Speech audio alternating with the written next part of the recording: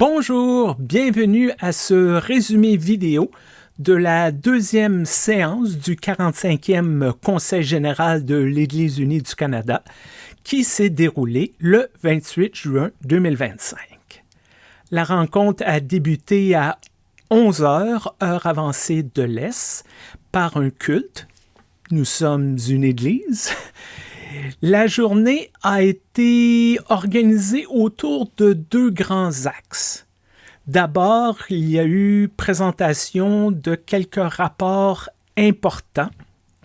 Le premier, c'est le rapport de la vocation de l'ensemble du peuple de Dieu, du comité théologie et relations interconfessionnelles et interreligieuses. Je l'ai eu.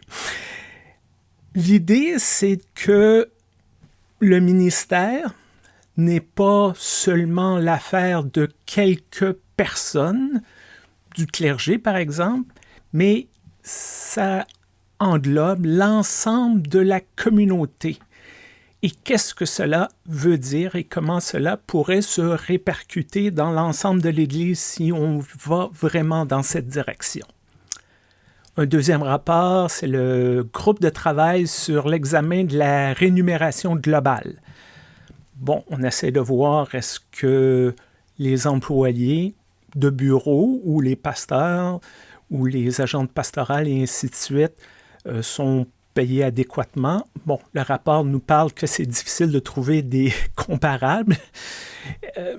Le rapport, grosso modo, dit que le système fonctionne pour la majorité, à part quelques points spécifiques à améliorer. Par exemple, les pasteurs et le personnel ministériel qui habitent dans des presbytères, au lieu d'avoir une allocation de résidence, semblent un peu désavantagés. Il y a des obstacles pour un pasteur qui voudrait travailler pour deux charges pastorales en même temps. Bon, il y a des choses à faire de ce côté-là. Un troisième rapport, il y a les rapports d'imputabilité de la modératrice et du secrétaire général. Beaucoup de choses ont été discutées sur l'état de l'Église unie. Deux choses qui ont retenu mon attention, c'est le secrétaire général qui invite l'Église à arrêter de toujours penser en matière de rareté au niveau monétaire. Oui, on nage pas dans l'argent, mais on a une abondance de talents et de dons au niveau des personnes. Peut-être qu'on ne porte pas assez attention à ça, peut-être qu'on ne l'utilise pas suffisamment. Intéressant. Et la modératrice, dans tout ce qu'elle a présenté, parlait de l'empreinte carbone. C'est quelque chose qui est devenu assez important dans notre Église.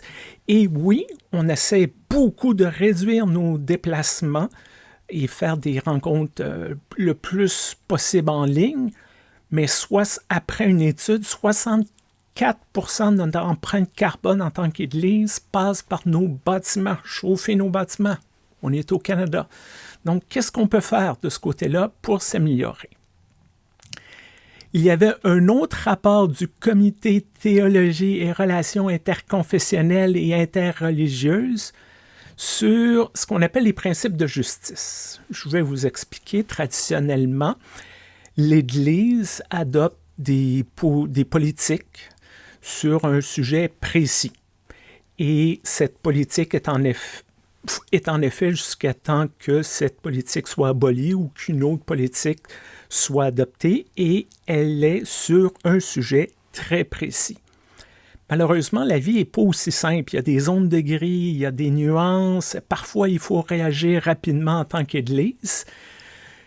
Et c'est la suggestion de ce rapport, c'est d'adopter une série de principes de base qui vont guider les prises de position.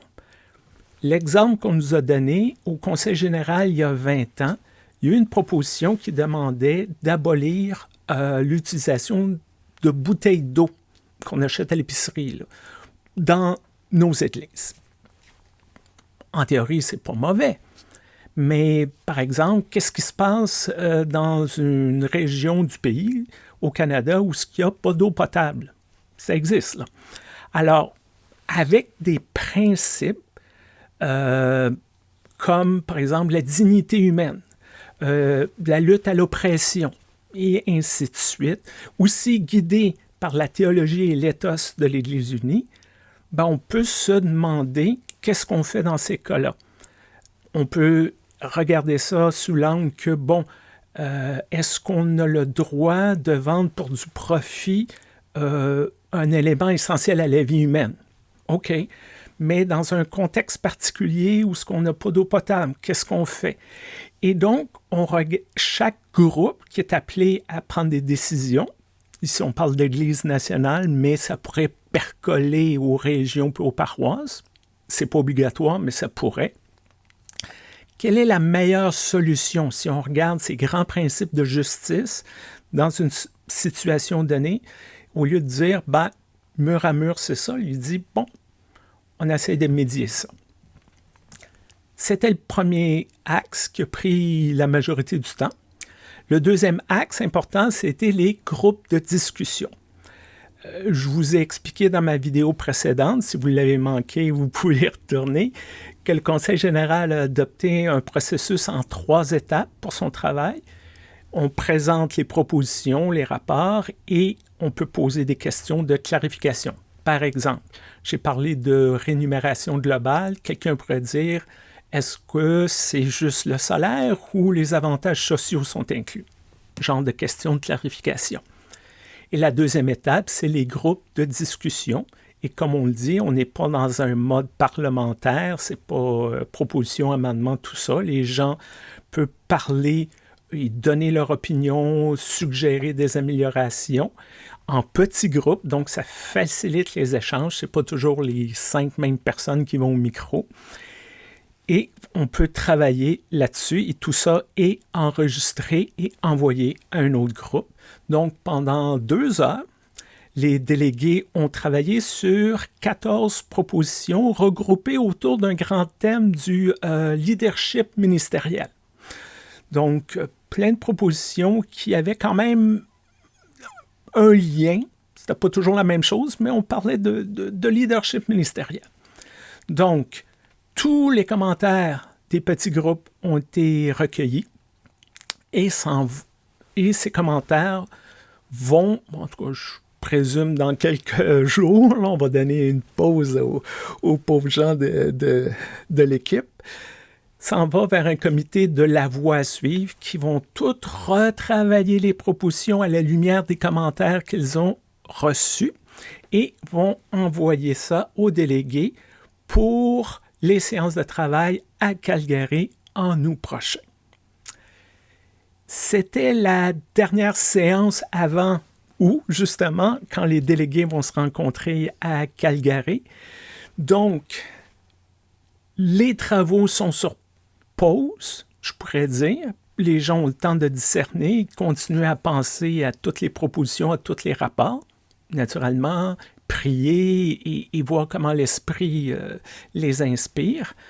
Moi, durant le mois de juillet, je vais tenter d'enregistrer des capsules pour essayer d'expliquer certains sujets reliés au Conseil général, peut-être pour mieux comprendre qu'est-ce que c'est bête, qu'est-ce que ça signifie, quel genre d'implication que ça peut avoir à plein de niveaux.